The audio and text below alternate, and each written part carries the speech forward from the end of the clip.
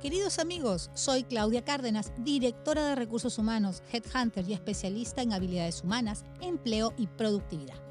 Quizás algunos me conozcan por los videos o publicaciones de LinkedIn, por una conferencia TEDx, un seminario, un entrenamiento dentro de su empresa o hemos coincidido en algún proyecto de procesos de negocios de tu empresa en que hemos puesto a las personas como la base de la productividad. Hace un tiempo que me han pedido un podcast, contando y explicando, más en concreto, lo más importante para las personas hoy en los empleos. La relación del empleo con las habilidades, las conductas, las competencias o skills, y cómo todas ellas se relacionan con la felicidad laboral y la productividad de las personas en las empresas. Aquí me lanzo a esta aventura donde finalmente profundizaremos en las personas y en el factor humano, en esas actitudes, habilidades y formas de ser y hacer que llevan a la persona a la satisfacción, que son y seguirán siendo la clave del éxito en la vida, en el empleo y en los equipos de trabajo, porque la felicidad laboral y la productividad son dos caras de la misma moneda.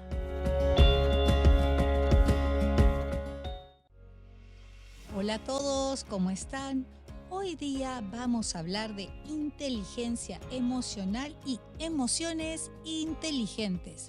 ¿Podemos tener emociones inteligentes? Veamos, si se puede. Vamos a comenzar a revisar algunas cosas. Uno de los temas que más nos preocupa a nosotros como personas en nuestro quehacer diario, con nuestra familia, con los amigos, en la vida privada, en el empleo, en el trabajo, es cómo reaccionamos, cómo vamos interactuando unos con otros. Y en ese marco, la inteligencia emocional, que es uno de los tipos de inteligencias múltiples que tenemos todos, es tal vez una de las más relevantes. Es una de las que más nos puede acercar a nuestra sensación de humanos y a nuestro conectarnos el unos con los otros. Quiero revisar con ustedes todas estas situaciones en las cuales uno puede mejorar, en las cuales uno puede todos los días trabajar un poquitito y con este trabajo ir mejorando e ir trabajándolas para poder cada día ser mejores personas y tener emociones mucho más inteligentes. Bueno, el primer punto para poder tener emociones inteligentes es aceptar que es válido sentirse mal. ¿Por qué lo explico? Porque hay como una cultura de la felicidad. Hay como una cultura en que todo tiene que ser bello, todo tiene que ser feliz, tenemos que estar eternamente felices y así no es. Es una quimera, es una fantasía. Nadie puede ser feliz o estar eufórico siempre, todo momento. Entonces, la vida no es una fiesta interminable. Por tanto, vamos a tener modelos arriba, vamos a tener momentos en que estamos arriba, momentos que estamos en el medio, momentos que estamos abajo. Y lo primero es poder aceptar que está bien y que es válido no estar bien en un momento. Primer punto. Segundo punto que es importante, que uno tiene que reflexionar y puede necesitar ver ahí algunas otras cosas que lo complementen, es que puedes no tener una razón lógica para sentirte triste. Esto es muy importante. ¿Por qué? Porque en algunos casos puede tratarse a lo mejor de una emoción que sea temporal, de una emoción que sea por un tiempo, por un momento, que puede ser a lo mejor un poquito de nostalgia, de algo que pasó y que echamos de menos. ¿Quién no ha sentido un poquito de tristeza, no es cierto?, cuando uno se regresa de algunas vacaciones y se queda como con la foto en el cerebro de las vacaciones que pasó y de los buenos momentos. Pero hay que diferenciar entre tener una nostalgia y no entender el por qué tenemos esa nostalgia o esa situación de tristeza y de vacío. En ese caso, si esa nostalgia o esa sensación te está acompañando más de 2 o 3 días, es importante entender que puedes necesitar ayuda.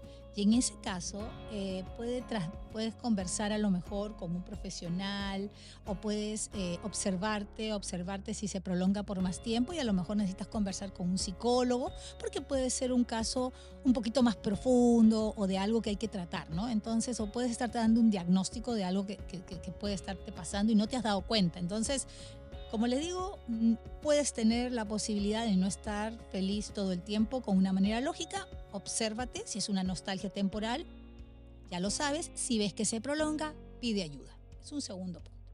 Un tercer punto y que tiene que ver con nuestra comunicación interpersonal es el poder estar presente en las emociones de otros. Como humanos convivimos y vemos que a las otras personas de nuestra familia, círculo más cercano, trabajo, empleo, pasan cosas, ¿sí? Tenemos momentos en los equipos, hay momentos de altas, hay momentos de bajas, hay momentos personales complejos, por ejemplo, si se muere la mamá o el papá de algún amigo o amiga muy querida o querido, eh, uno tiene que estar presente en las emociones de los otros, ¿no? Una de las cosas que a mí personalmente más me costó con respecto a estar presente de las emociones fue cuando me toca ir a funerales de gente querida que está despidiendo a otras personas queridas que muchas veces yo he conocido, y poder estar presente en la emoción del otro es algo que a uno le hace reflexionar, porque por más que amemos a las otras personas, tenemos que entender que a los otros también les pasan cosas. Y la vida es una sucesión de actos entonces y de situaciones que vamos viviendo, y es importante poder estar presentes en la medida de lo adecuado, ¿sí? Simplemente estar presentes o poner oreja. Cuando alguien tiene un problema, estar presentes y poner oreja es una de las mil formas que hay de ser luz en la vida de otro. Entonces es importante poder estar presente como tercer punto en las emociones de los demás. Un cuarto punto, y que sí tiene que ver con nosotros y con esta forma de observarnos con respecto a nuestras emociones y a nuestras reacciones en las emociones, está en poder entender que nosotros tenemos ciertos gatilladores. Tenemos que poder reconocer cuáles son los patrones que tenemos. Es decir, si tú sabes, si tú ya observas que cada vez que ves cierto número en la televisión o ves cierto número en tu equipo de trabajo o pasa algo o alguien te habla, te pone de cierto humor o te predispone de algo, tú ya estás entendiendo o tú ya reconoces un cierto patrón emocional con respecto a la persona, al acto o al contexto en el cual se va a dar. Y en ese caso, tú ya sabes que eso te va a generar un impulso conductual. Y lo más importante es que ese impulso conductual te va a influir en las acciones que tú haces y te las va a determinar, porque somos seres emocionales que actuamos, no somos seres racionales. Entonces, poder reconocer esos patrones de qué es lo que nos gatilla, cuál es el driver que nos lleva a esa emoción, es importante para que una vez que lo reconozcamos, los podamos trabajar para ver si los desactivamos o no, si los desanclamos o no, porque por algo se nos han anclado, y después de eso poder saber cómo gestionarlos para poder salir de esto. Un punto que también es fundamental en esto es poder reconocer las señales de alerta del cuerpo, ¿sí? El cuerpo es sabio, el cuerpo es la mayor máquina de emociones que tenemos. En nuestro cuerpo existen muchísimas sustancias, ¿sí? Es como una gran farmacia. En nuestro cuerpo tenemos algunas sustancias que nos ayudan, por ejemplo, como de anestesia, cuando tenemos un dolor profundo y lloramos, se nos genera acetilcolina y esa acetilcolina nos seda y terminamos así como los niños cuando tienen una pataleta que se quedan dormidos después de llorar. Bueno, se quedan dormidos porque ese dolor les gatilla acetilcolina y esa acetilcolina los adormece.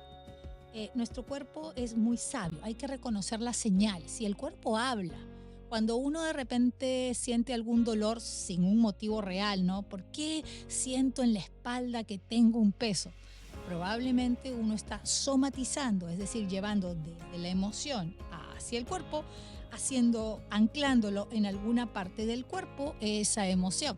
Y esas emociones se somatizan dependiendo del tipo de emoción. Hay partes de nuestro cuerpo que son más propensas a absorber las cosas de las responsabilidades o los temas, por ejemplo, de los pesos que cargar, de las responsabilidades, se van a la espalda, se van a los hombros. Entonces es importante entenderlo. La rabia, la ira, los malos momentos se van al estómago, se van a los intestinos. Entonces, por ejemplo, cuando tú dices, me fui a una comida y tú pasé un mal rato y me dio indigestión, realmente, fisiológicamente, tu cuerpo puso toda la sangre en el resto de tu sistema y se te atrofió la digestión y por eso te va a dar básicamente la falta de sangre en el estómago para poder digerir, porque cuando tú haces la digestión, toda la energía se va al estómago, toda la sangre se va al estómago para poder hacer el proceso. Entonces, ahí tenemos un tema que es interesante. Otro punto que es importante también aquí, y creo que requiere una reflexión importante, es poder aceptar la realidad, ¿sí? Muchas veces, con respecto a la realidad, a veces la evitamos, ¿sí? No queremos ver, hacemos la del avestruz, o disfrazamos lo que está pasando, o negamos lo que está pasando, ¿sí? A veces es un mecanismo de protección, ¿sí? Porque lo que está pasando es tan duro, es tan complejo que lo negamos o lo evitamos para que no nos duela más. Pero es el primer paso para poder cambiar algo, es aceptar la realidad, es tener un punto de partida real. Un juicio errado de realidad, estar en otro lugar, no te permite hacer un buen camino. Entonces, importante antes de entrar al proceso mismo del cambio, poder aceptar la realidad tal cual es. Cuando tú ya aceptas, tienes un punto específico, ya estás equilibrado. Cuando ya tienes este punto específico, ya sabes desde dónde puedes apalancar tus recursos, desde dónde puedes pensar, desde dónde puedes conversar, desde dónde puedes construir el camino hacia el cambio que tú quieres hacer. Con respecto al cambio también, y otro punto muy importante, es que los cambios necesitan tiempo. Los cambios son un proceso, los cambios no son inmediatos. O sea, existe en general un pensamiento mágico, ¿sí? Que está muy difundido por las redes, en que dicen, no, mira, querer es poder y ya. A ver, que tú tengas una idea para hacer un cambio puede ser un primer paso, pero a esa idea de cambio, ¿sí? Hay que meterle proceso, es decir, poner un objetivo, darte tiempo, trazar cómo hacerlo, ir viendo cómo eso que estás haciendo está llegando a objetivo, enmendar o arreglar algún tema. Y es así. Por ejemplo, si tú tienes un emprendimiento y quieres hacer un cambio en el emprendimiento, tienes que decir, a ver, ¿dónde estoy? Uno. B, ¿hacia dónde voy? Ok, ¿cómo llego de A, el punto inicial, a B, el punto que quiero llegar? Ok, y ahí comienzo a trabajar ese cambio. Requiere esfuerzo, requiere trabajo, requiere dedicación. Y todo eso va a requerir tiempo. No hay una varita mágica, así como tampoco hay una varita mágica que te haga adelgazar. Es decir, esas personas o esos métodos mágicos o esos temas mágicos que te dicen enriquécete en 15 días o adelgaza en 15 días o haz cualquier cosa que es un cambio fundamental que no has podido hacer en toda tu vida ni en los últimos 5 años, hazlo solo en 15 días con mi super varita mágica. Realmente creo yo, personalmente, que está más del lado del pensamiento mágico que de la acción concreta. Y ahí también hay otro tema. Eventualmente, si específicamente se pudiera hacer, ¿cómo lo sostienes en el tiempo si no tienes el proceso que te soporta? O sea, hacer un cambio de esa magnitud no solamente es hacer el cambio, es poder tener toda la estructura que te mantenga ese cambio funcionando. Entonces, los cambios no son inmediatos. Uno tiene que proyectarlos en el tiempo para que sean sostenibles y para que uno aprenda cómo hacer y mantenerlos, ¿sí? Y ya viéndolo desde la otra perspectiva, hay 4 puntos cuando uno ya logró los objetivos que también son fundamentales. Por ejemplo, reconocer las victorias. Cuando uno tiene un hito, cuando uno logra algo, se da un gusto, ¿sí? De alguna manera uno tiene que tener perspectiva, tener todos los temas que está reconociendo el progreso y ver el camino para atrás, de dónde vienes y todos los que has avanzado. Entonces, poder decir, a ver, ¿dónde estaba? ¿Dónde estoy? ¿Cuánto me falta? Es una victoria llegar al 20% de mi objetivo. Es una victoria llegar al 30% del objetivo que tengo, por ejemplo, para mi ahorro hipotecario. Es una tremenda victoria llegar al 50% de mi carrera. Es una tremenda victoria tener el 80% del capital que necesito levantar para mi startup. Eso es fundamental, saber dónde está y gratificarte, autogratificarte con alguna cosa. A lo mejor comprarte unos chocolates ricos o tener acceso a una buena música, o sea, alguna cosa, algo que a ti te guste, reconocer tu victoria y ponerte tú mismo tu medallita y palmadita en el hombro para saber que estás por buen camino. Ahora, y aquí quiero también poner un punto que es muy importante y es que muchas veces de las cosas que nos arrepentimos, nos agobian o nos causan algún tipo de problema, no está básicamente lo que hacemos. Es una reflexión un poquito más allá, sino que está lo que no hacemos, lo que dejamos de hacer, ¿sí? Y ahí es importante ver que muchas veces hemos dejado de hacer cosas por diferentes motivos, ¿sí? Por miedo, por falta de educación, por falta de acceso al concepto, por algunas cosas. Y no hay que ponerle más leña al fuego o castigarse con esto. O sea, lo que pasó, pasó, como dice un cantante famoso de reggaetón, y para atrás lo único que uno puede mirar es el aprendizaje que obtuvo. Mirar lo que pasó, hay que hacerlo con ojos de aprender lo bueno y lo no tan bueno, ¿sí? Y finalmente creo que es muy importante es, si tienes una necesidad, pedir ayuda. Es fundamental cuando tú tengas emociones que están desequilibradas, poder entender que no te las sabe todas, que no te las puedes todas y que hay alguien afuera que te puede ayudar. Porque poder verte a ti y tener emociones inteligentes son dos caras de la misma moneda.